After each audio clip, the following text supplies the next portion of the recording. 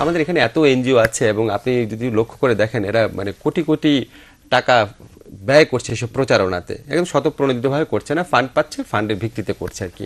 তারপর পলিটিক্সের মধ্যে কোয়ালিটেটিভ, আপনারা পরিবেশের ক্ষেত্রে কিন্তু কোনো, আপনি একদম নাম উল্লেখ করে করে বলেছেন যে বেবি ট্যাক্সি উঠিয়েছেন, নদী জলদস্যুদের উৎখাত করেছেন, পলিথিন ল করেছেন, এগুলো নাম উল্লেখ করে করে বলতে পারেন। তো এত বছর যাবৎ এতগুলো এনজিও আপনার কাজ করছে, পলিটিক্যাল রিফর্ম, সুশাসন প্রতিষ্ঠা করতে হবে করতে হবে করতে হবে, তাদেরকে কোথাও কোনো স্ট্র্যাটেজিতে প্রবলেম আছে? কোনো কাজ তো করতে পারলো না, কোনো ইম্প্যাক্ট তো হয়নি, এখনো হয়েছে? ইম্প্যাক্ট হয় নাই, কিন্তু আমি মনে করি যে ইম্প্যাক্ট হতে যাচ্ছে।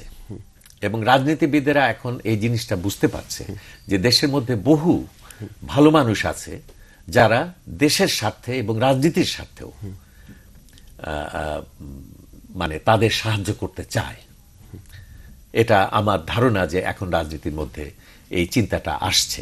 বহু সভা সমিতিতে রাজনীতিবিদরা এখন অংশ নিচ্ছে, বহু সেমিনারে তারা আসছে, বহু টেলিভিশনের কথাবার্তার মধ্যে তারা আসছে। আস্তে আস্তে আস্তে আস্তে একটা ইনফরমেশনের একটা দূরত্ব যেটা ছিল, ইনফ্লুয়েন্সটা হচ্ছে, দূরত্বটা আস্তে আস্তে কমে যাচ্ছে। এবং সরকার আলাদা, জনগণ আলাদা, এই চিন্তাটা কিন্তু আস্তে আস্তে কমছে। কেমন এই যে একাত্মতা ঘটছে, আমি মনে করি এটা সিভিল সোসাইটির একটা অগ্রগতি। এই যে অসংখ্য মিটিং হচ্ছে, এই যে আমরা এই নাগরিক কমিটি পক্ষ থেকে আমরা যে সারা দেশে অনেক মিটিং করলাম, সব জায়গায় সিভিল সোসাইটির লোকেরা আসলো, আলাপ হলো, আলোচনা হলো, এটা হলো, তাতে কি হচ্ছে? সচেতনতা বাড়ছে। সেখানে পলিটিশিয়ানরাও সবসময় থেকেছেন এবং পলিটিশিয়ানরা সেখানে অংশগ্রহণ করেছেন এবং তারা বুঝতে পেরেছেন যে জনসাধারণ চায় যে দেশের কল্যাণ হোক, কেমন দেশের ভালো হোক, জনসাধারণের মঙ্গল হোক। এবং পলিটিশিয়ানদেরও শুধুমাত্র পলিটিক্সের মধ্যে থাকলে হবে না, জনকল্যাণের সঙ্গে আজকে তাদের থাকতেই হবে। কেমন একটা হরতাল দিলে অসংখ্য মানুষের অসুবিধা হয়ে যাচ্ছে দেশের মধ্যে, দেশের অর্থনীতি ভেঙে পড়ছে, কেমন সেই হরতাল দেওয়া যাবে না। এটা আস্তে আস্তে আস্তে আস্তে এস্টাবলিশড হচ্ছে। এবং এই যে আমি একটু আগে ৭০ ধারার কথা বলছিলাম, ৭০ অনুচ্ছেদ, এটা নিয়েও আমরা আশা করি সামনে চেষ্টা করব সমস্ত রাজনীতি লোকদের বোঝাতে এবং এই সংবিধানের মধ্যে এই পরিবর্তনটা আনা যায় কিনা। এরকম আমরা অনেকগুলো জিনিস নিয়ে ভেবেছি নাগরিক কমিটি। হ্যাঁ, আমাদের সচেতনতা অনেক বৃদ্ধি হয়েছে, কিন্তু একদম মানে হাতে নাতে ইম্প্যাক্ট একদম সরাসরি সংবিধানে বা আইনে একটা পজিটিভ পরিবর্তন এসছে নাগরিকদের আন্দোলনের কারণে। একমাত্র দুর্নীতি দমন আইন ছাড়া বোধহয় আমরা খুব, দুর্নীতি দমন আইন হয়েছে কিন্তু দুর্নীতি দমন আইন কার্যকর হয়নি, সুতরাং ওটা কিছুই হয়নি। এমনি এমনি আমি স্যার, আমরা মাঝে মাঝে পলিটিক্যাল সোসাইটির থেকে বা রাজনৈতিক দল থেকে সুশীল সমাজের মানে ম্যান্ডেট নিয়ে প্রশ্ন তোলা হয় যে সৎ যোগ্য প্রার্থী মনোনয়ন দিতে হবে, এটা বলার তোমরা কে? যদি এটা বলতে চাও তাহলে তুমি রাজনীতি করো, তুমি করো না। রাজনীতিবিদরা তো এটা দিতে পারছে না, মানে এটা কিন্তু কখনোই সত্য না যে রাজনীতিবিদরা সব খারাপ হয়ে গেছে। কেমন বহু বহু ভালো মানুষ রাজনীতিতে এখনো আছে এবং নাগরিক সমাজেও বহু খারাপ মানুষও থাকতে পারে, বহু খারাপ মানুষও থাকতে পারে। রাজনীতি বহু ভালো, রাজনীতির মধ্যে ভালো মানুষ আছে, কিন্তু রাজনীতি বিপাকে পড়ে গেছে। রাজনীতি কিছু মানুষের হাতে কেন্দ্রিক, কর্তৃত্বটা চলে গেছে, আপনার একচ্ছত্র কর্তৃত্বের মধ্যে চলে গেছে। আজকে একচ্ছত্র কর্তৃত্বের কারণে প্রত্যেক দলের প্রধান খুব সুখী, কিন্তু সেই দলের মানুষেরা কিন্তু দুঃখী, আনহ্যাপি। আমাকে আরেকদিন বলেছিলেন যে আপনার কাছে মনে হয় যে সব মন্ত্রী, সব এমপি তারা অত্যন্ত আনহ্যাপি। কারণ মন্ত্রীর তো কোনো ক্ষমতা নেই, তাই না?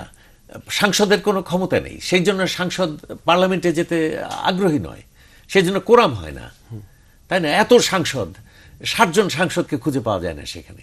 এনজয় করে না সে সংসদ, এনজয় করে না, তার কারণ দাসত্বকে তো কেউ এনজয় করতে পারে না। তো সেই জন্য ওই আমি মনে করি প্রত্যেকটা রাজনীতিবিদই, দলের প্রধানরা ছাড়া, কিন্তু সংস্কার আজকে চাচ্ছে।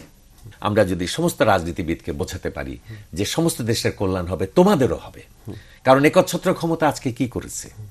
একচ্ছত্র ক্ষমতা মানে কতগুলো দিকের বিরাট বিরাট ক্ষতি করেছে। যেমন দুর্নীতিকে বলগাহীন করে দিয়েছে, এখন দুর্নীতির বিরুদ্ধে কথা বলার আর কোনো উপায় নাই। এরশাদের সময় দুর্নীতি যখন হয়েছে তখন আমরা বলতে পেরেছি যে হ্যাঁ, স্বৈরাচার তাই দুর্নীতি, স্বৈরাচার দুর্নীতি করছে এবং এরশাদ আমাদের কেয়ারও করেনি, তার কারণ তার ক্ষমতার উৎস ছিল ক্যান্টনমেন্ট, জনসাধারণের কথা তার। এখন তো জনসাধারণের ক্ষমতা উৎসের লোক গিয়ে দুর্নীতি করছে। এখন কথা হচ্ছে যে এখন যে দুর্নীতি করছে সে দেশের 40 ভাগ 50 ভাগ লোকের সমর্থন নিয়ে দুর্নীতি করছে, তাকে ঠেকাবে কে? এরশাদের পেছনে তো ছিল ছোট্ট একটা সামরিক বাহিনী, তাকে তাড়ানো সম্ভব হতে পারে, কিন্তু গণতন্ত্র যদি দুর্নীতি পরায়ণ হয়ে যায় তাকে ঠেকাবে কে?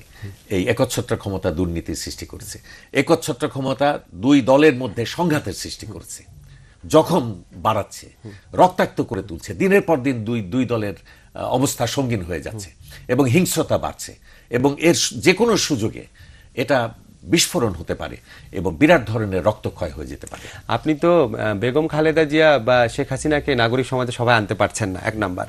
2 নাম্বার হচ্ছে উনাদের হাতেই সমস্ত ক্ষমতা। 3 নাম্বার এবং সবচেয়ে বেদনাদায়ক যেটা হচ্ছে, আপনি কি লক্ষ্য করেছেন যে দুইটা সরকারের আমলেই কিছু বুদ্ধিজীবী বা কিছু শিক্ষাবিদ বা কিছু নাগরিক সমাজের প্রতিনিধিকে এই দুইটা ফ্যামিলি পেয়ে যায় যারা তাদের অত্যন্ত স্তাবকের ভূমিকা পালন করে, এবং শেখ হাসিনা বা খালেদা জিয়া যেটাই করে সেটার মানে অকুণ্ঠ প্রশংসা করার মতো কিছু লোক সবসময় পত্রিকায় বা আমরা কোনো না কোনো সংগঠন পেয়ে যাই, আপনার বিভিন্ন খেতাব দেওয়া, পুরস্কার দেওয়া, তাদের পক্ষে মানে অবিশ্বাস্য সব প্রশংসা বাণী বিতরণ করাটা। এই ট্রেন্ডটা কি আপনাকে দুঃখিত করে? না, এই ট্রেন্ডটা খুবই দুঃখজনক, কিন্তু এই ট্রেন্ডটা বাস্তব। ব্যাপারটা হচ্ছে যে আমার হাতে যদি পাওয়ার থাকে, ক্ষমতা থাকে এবং অর্থ থাকে, আমার কিছু স্তাবক সৃষ্টি করা খুব কঠিন নয়। আমি কিছুদিন আগে এক ব্যবসায়ীকে দেখলাম যে তিনি এক কবিকে 7,000 টাকা দিয়েছেন তার কবিতার বই বের করতে, এবং সে কবি সেটা দিয়ে কবিতার বই বের করেছে এবং উৎসর্গ করেছে ওই ভদ্রলোককে যিনি ওই 7,000 টাকা দিয়েছেন, এবং বলেছেন যে আকাশের মতো উদার হৃদয় সম্পন্ন অমুককে মাত্র 7,000 টাকা, মাত্র 7,000 টাকায় তার হৃদয় আকাশের মতো উদার হয়ে গেছে। তো এখন এটা ছোট স্কেলে, এটা একটা ছোট স্কেলে বললাম, কিন্তু একটা রাষ্ট্রের সমস্ত পাওয়ার এবং অর্থ যার হাতে আছে তার পক্ষে স্তাবক জোটানো কি খুব কঠিন? মানে আমি আপনাকে যে গুরুতর কথাটা বলতে চাচ্ছিলাম সেটা হচ্ছে, আমাদের নাগরিক সমাজেও কি আপনার এক ধরনের স্খলন ঘটে নাই কারো কারো মধ্যে পলিটিক্যাল? আমি তো বললাম যে নাগরিক সমাজ বলে কোন জিনিস ভার্চুয়ালি আজ থেকে 10 বছর আগে ছিল না। কেমন নাগরিক সমাজ এখানে নেই, রাজনীতি সম্পূর্ণ নাগরিক সমাজকে গ্রাস করে ফেলেছে। এখন ধীরে ধীরে ধীরে ধীরে নাগরিক সমাজ বের হয়ে আসার চেষ্টা করছে, কারণ মধ্যবিত্ত অনেক বড় হয়ে উঠছে এবং আমাদের দ্বিতীয় প্রজন্ম আস্তে আস্তে এগিয়ে আসছে। আমাদের প্রজন্মটা একদিক থেকে ভালো এবং খুব খারাপ, কারণ আমরা যতই যে গালাগালি করুক, এটা করুক সেটা করুক, মুক্তিযুদ্ধ তো আমরাই করেছিলাম। মুক্তিযুদ্ধের যত যন্ত্রণা, যত কষ্ট, এটা আমরাই নিয়েছিলাম, কিন্তু এটা আর কেউ মানে এই ব্যাপারে না সুযোগ পাইনি। তো অনেক কষ্ট আমরা করেছি। আবার একই সঙ্গে আমাদের এই প্রজন্মই এই জাতিকে সবচেয়ে বেশি লুণ্ঠন করেছে। ক্ষমতায় ছিল, যেহেতু ক্ষমতায় ছিল, বিশৃঙ্খলতা ছিল, রাষ্ট্র কাঠামো নাই, আজও সেই লুণ্ঠন চলছে। কেমন আমরা রাষ্ট্র কাঠামো গড়ে তুলতে পারি নাই, নিশ্চিদ্র আইনের ব্যবস্থা গড়ে তুলতে পারি নাই, অ্যাকাউন্টেবিলিটি প্রতিষ্ঠিত করতে পারিনি, স্বচ্ছতা এখন পর্যন্ত আনতে পারিনি, রাইট টু ইনফরমেশনটা পর্যন্ত আমরা আনতে পারিনি। তো সেই কারণে একটা লুটপাট হয়েছে এবং আমাদের জেনারেশন অনেক টাকা করেছে। দস্যু, ভূমিদস্যু, জলদস্যু, কত রকম দস্যুতা করে করে টাকার পাহাড় বানিয়েছে। এখন এই মানুষকে কি আর ভালো করা সম্ভব হবে? মুক্তিযুদ্ধে তাদের যে চেহারা দেখেছে, আজকে তাদের চেহারা সেরকম নেই, তাদেরকে কিছুই করা যাবে না। কিন্তু এদের এই অর্থের ভিত্তির উপরে, সচ্ছলতার উপরে দাঁড়িয়ে যে পরবর্তী জেনারেশন আসছে, তার কিন্তু এই ডাকাতি, এই খুন, এই লুণ্ঠন, এই দস্যুতা করার দরকার অনেক কমে যাচ্ছে, এবং তাদের মধ্যে তুলনায় অনেক বেশি মানুষ আমরা পাবো যারা একটা শক্ত ভিত্তির উপরে দাঁড়িয়ে আসবে, এবং অলরেডি তারা আসতে শুরু করেছে। এই সিভিল সোসাইটি কেন জেগে উঠছে?